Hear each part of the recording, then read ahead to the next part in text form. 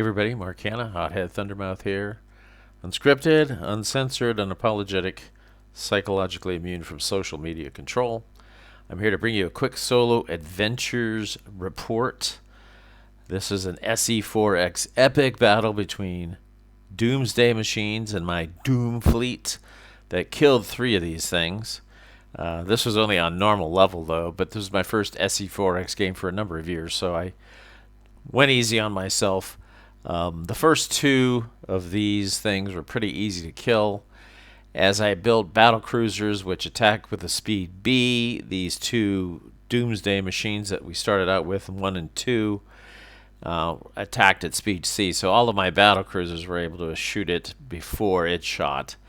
And even though it had a couple of cruisers to shoot at, I never lost a ship with the first 2 of these. What I did was I researched attack power up to 2, so my attacks were pretty high strength, and it just overwhelmed them. Third one, though, was tougher because it came in at speed B, and it was with tactics 2. I had no tactics. I did not invest in tactics. So these 2, this last one was able to blast at my battle cruisers beforehand. Now, I'd planned ahead to a certain extent. I had put some battleships together, which are A attack speed, so they attacked faster. However, it was pretty touch and go there. I lost 6 battle cruisers in the final fight. It was pretty devastating. But I didn't lose any battleships, and I finally won in the end. So if you get up to harder levels, and they start with harder ships, if they start with speed B on their attack, you better watch out, because make sure they come into your hex, because if you need to build up to tactics 2 and they're at tactics 2, at least as the defender you get to shoot first. So don't go chasing the Death Stars like that. So anyway, I was lucky in a certain sense, because let's see if I can get these drawing tools working here. All 3 of these battle crew. I better change the color here. You can see down here in black, though, all of the battle cruisers came in down here, and this area. How can I change the color quickly so I look competent? I'm not competent. Here we go. All right. So yeah, they all came in right here. Actually, right in this spot. So they were making a beeline directly for my... I gotta change the color of everything, huh? How annoying. All right, change that color, change that color. All right, so they were making a beeline for this system here, which is my first system, and then the home system was here. But that really made it easy, because on turns 9 and 10, these last 2 Death Stars come in. Doomsday machines, they all come in on pretty much back to back.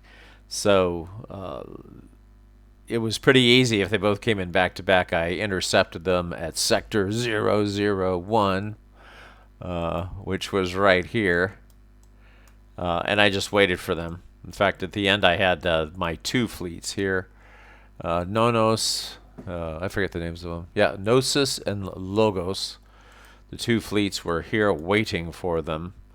I had 4 BBs, about 7 battle cruisers, and a couple of regular cruisers, and my flagship, the Argos. Here, we can zoom in on this here. There's the Argo. And they were all upgraded to attack 2, so their real attacks were 7s, 6s, or 7s or 6s, really. The last Death Star had a defensive 3, so everything got reduced. That was the other thing. It was harder to kill, and it had 9 hit points. The other 2 were much easier to kill. So that was taken care of on normal level. I've got experience with this game.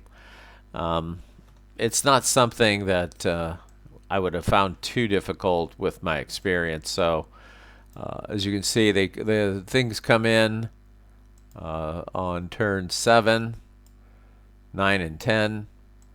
And the last one was the hard one. So if you play at a harder level and the initial ones come in at strength B or speed B, you better watch out, because I have a feeling those are going to be a lot harder. Anyway, feel gratified with this. result. Can't complain about it. I didn't play with everything. I didn't play with experience. I did play with the pipelines, so I was using the pipelines. It's quite useful when you need to defend a sector to be able to go a little bit faster up and down. I never increased my movement speed. I did find a space wreck, though, that gave me increased movement speed. Never really came into play, though. The Doomsday machines came right into my hands. It was very, very handy that it happened like that. I did invest in terraforming. You can see I invested Draconis, which is a yellow planet, and then I conquered Cobalt. So I was able to take out an enemy fleet as well. These battle cruisers are pretty effective at that. I didn't lose a single ship until that last Death Star. So, if you're experienced at this, I think you need to go up a couple levels from where I did. I played it normal, so I'd go up the next 2 levels in the scenario book for this. I did not choose to play with the planetary or alien attributes. These alien areas were just going to either be crunch food for the Doomsday machine, or I did take the risk at establishing these sort of as forward bases, really, so that I could maybe have them to move to along the pipelines if necessary. But my main shipyard was here. I had a supplementary shipyard here. And actually, you can see I had just found a brand new space wreck, but you don't get to investigate those until the economic phase. So anyway, a 10-turn slam dunk.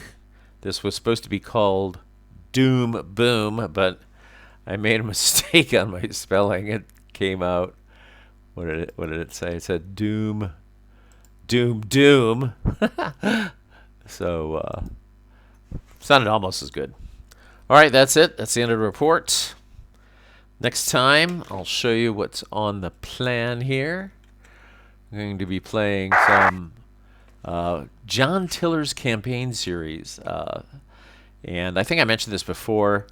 I'm going to play the Arnhem scenario, which I tried to play before, and it's this is that one where everyone who's seen the movie A Bridge Too Far, Lieutenant Grabner, maybe it was Captain Grabner, he comes in on a, sitting at the top of in the hatch of a armored car and running across the bridge like mad with his vehicles, and Colonel Frost's men are there with Piats and submachine guns and just simply obliterate them as they come in. But that was actually quite a long battle, and this scenario that I'll be playing will represent the extended battle, including the penetration. But I've tried it before when I wasn't really prepared to understand how this game works, and I just got slaughtered as the Germans.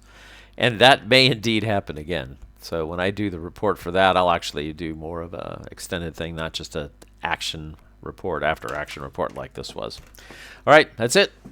Ciao, thanks for watching. Subscribe, like, don't like, comment though. That would be good. Thanks. Bye.